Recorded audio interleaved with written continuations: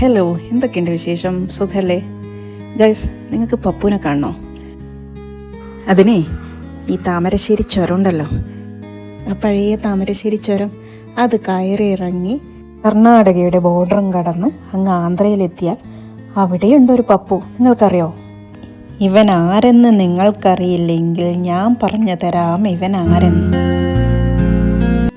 അതിനാദ്യം കുറച്ച് പരിപ്പ് എടുത്തിട്ട്, ഇപ്പം ഞാൻ സാമ്പാർ ദാലാണ് എടുത്തിരിക്കുന്നത്, ഏത് പരിപ്പാണെങ്കിലും മതി കേട്ടോ. ആദ്യം പരിപ്പ് എടുത്തിട്ട് നമുക്ക് നന്നായിട്ട് കഴുകാം.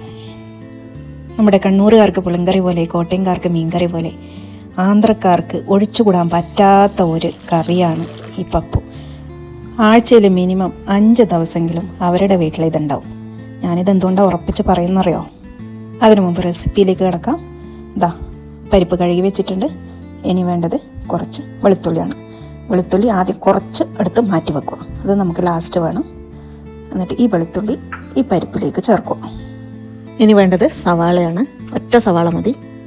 അപ്പോൾ ആന്ധ്രക്കാരുടെ അടുക്കള രഹസ്യം എനിക്ക് എങ്ങനെ അറിയാമെന്നല്ലേ? ഞാൻ മുമ്പ് താമസിച്ച അപ്പാർട്ട്മെൻറ്റിൽ മുഴുവൻ ആന്ധ്രക്കാരായിരുന്നു. ഈ ആന്ധ്രക്കാർക്കൊരു കുഴപ്പമുണ്ട്, എന്താണെന്നറിയോ?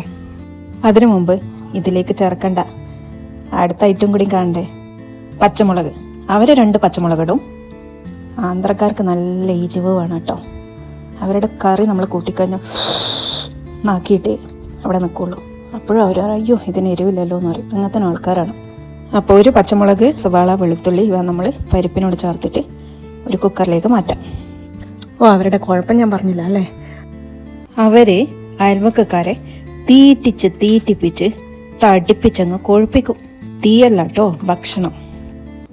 അവർ ഡെയിലി ഇങ്ങനെ ഓരോന്ന് വന്ന് കൊണ്ടുതരുമ്പോൾ വാങ്ങുന്ന ഞങ്ങൾക്ക് മടിയുണ്ടെങ്കിലും തരുന്ന അവർക്ക് ഒട്ടും മടി ഉണ്ടാവാറില്ല. അപ്പോൾ കുശലാന്വേഷണമായിട്ട് ഊണിനെന്താ സ്പെഷ്യൽ എന്ന് ചോദിച്ചാൽ അവർ പപ്പു ഉണ്ട്, പിന്നെ ഇതും. അപ്പോൾ പപ്പു ഇല്ലാണ്ട് അവരുടെ ജീവിതം മുന്നോട്ട് പോയില്ല. പിന്നെ ഞാൻ ഈ കുക്കർ എന്താ ഇങ്ങനെ കാണിച്ചുകൊണ്ടിരിക്കുന്നത് അറിയോ? ഞാൻ കൂടുതലും പ്രസ്റ്റീജിൻ്റെ കുക്കറാണ് യൂസ് ചെയ്യാറ്. നിങ്ങളോ? കാരണം എന്താ അറിയോ? എൻ്റെ വീട്ടിൽ എൻ്റെ അമ്മ ഏകദേശം 55 വർഷത്തിന് മീതെയായിട്ട് ഒരു കുക്കർ യൂസ് ചെയ്യുന്നുണ്ട്. ഇപ്പോഴും അതേ കുക്കറാണ് യൂസ് ചെയ്യുന്നത്. ഞാൻ എപ്പോഴെങ്കിലും നാട്ടിൽ പോകുകയാണെങ്കിൽ കാണിച്ചു തരാം കേട്ടോ.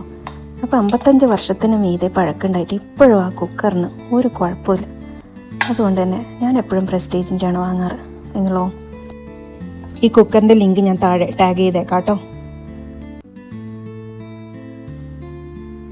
ഇനി ഇതിലേക്ക് കുറച്ച് ഉപ്പും പിന്നെ ഇത്തിരി മഞ്ഞൾപ്പൊടിയും കൂടി ഇട്ടിട്ട് ആവശ്യത്തിന് വെള്ളം ഒഴിച്ചിട്ട് അടുപ്പത്ത് വെക്കാം. നമ്മൾ പൊതുവെ പറയാറില്ലേ കേരളത്തിലെ സൽക്കാരപ്രിയർ മലബാറുകാരാന്ന്. പക്ഷെ നിങ്ങൾ ആന്ധ്രക്കാരെ അറിയുകയാണെങ്കിൽ മലബാറുകാരൊന്നും അല്ല എന്ന് ഞാൻ പറയും. കാരണം അത്രയും സൽക്കാരപ്രിയരാണ് അവർ. അതുപോലെ നിങ്ങൾ ഏതെങ്കിലും ആന്ധ്ര റെസ്റ്റോറൻറ്റിൽ പോയി കഴിഞ്ഞാലും നിങ്ങൾക്ക് മനസ്സിലാവും, ഒരുപാട് ക്വാണ്ടിറ്റി അവർ തരും. പക്ഷേ മലയാളി ഹോട്ടലിലോ മറ്റ് ഭാഷാ ഹോട്ടലിലൊക്കെ പോയി കഴിഞ്ഞ് കഴിഞ്ഞാൽ ഒരിക്കലും ഇത്രയും എമൗണ്ട് നമുക്ക് ഭക്ഷണം അവർ തരില്ല. നല്ല ഡെപ്ത് ഉണ്ടെന്ന് തോന്നിക്കുന്ന പാത്രങ്ങളിലായിരിക്കും അവർ ഫുഡ് സെർവ് ചെയ്യുന്നത്.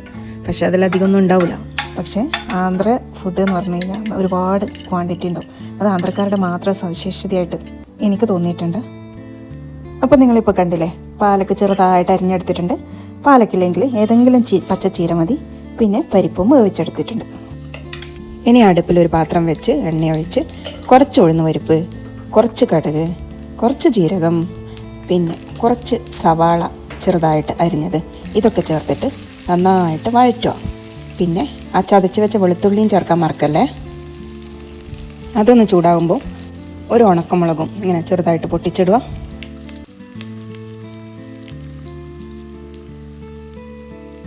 ഇനി അതൊന്ന് മൂക്കുമ്പോൾ കുറച്ച് അരിഞ്ഞ് വെച്ച തക്കാളി ചേർത്തിട്ട് നന്നായിട്ട് വഴറ്റുക.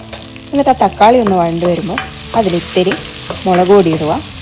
എന്നിട്ട് വീണ്ടും നന്നായിട്ട് വഴറ്റുക.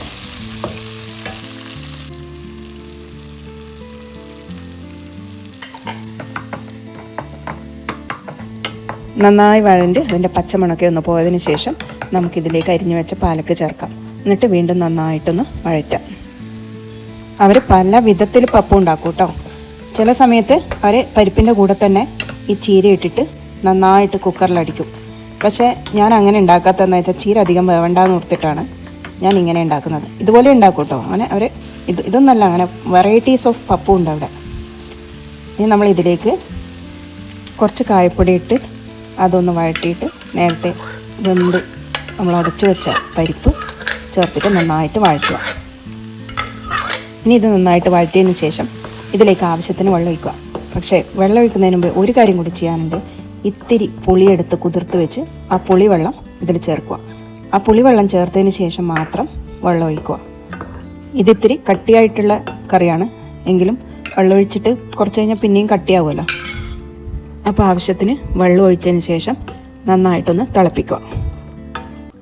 അതിനിടയിൽ ഒരു കാര്യം, നിങ്ങൾക്ക് എൻ്റെ വീഡിയോ ഇഷ്ടപ്പെടുവാണെങ്കിൽ ഒന്ന് ലൈക്ക് ചെയ്ത് സബ്സ്ക്രൈബ് ചെയ്യണേ.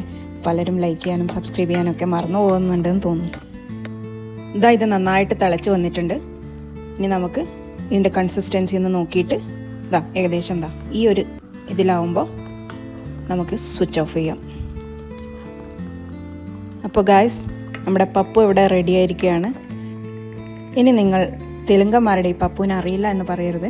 നിങ്ങളിത് തീർച്ചയായിട്ടും ട്രൈ ചെയ്ത് നോക്കണം. നല്ല ടേസ്റ്റിയാണ്, ഒപ്പം നല്ല ഹെൽത്തിയാണ്. അപ്പം ഞാൻ വീണ്ടും നല്ലൊരു വിഭവമായിട്ട് വരുന്നതായിരിക്കും. അതുവരെ bye. Thank you. Love you all.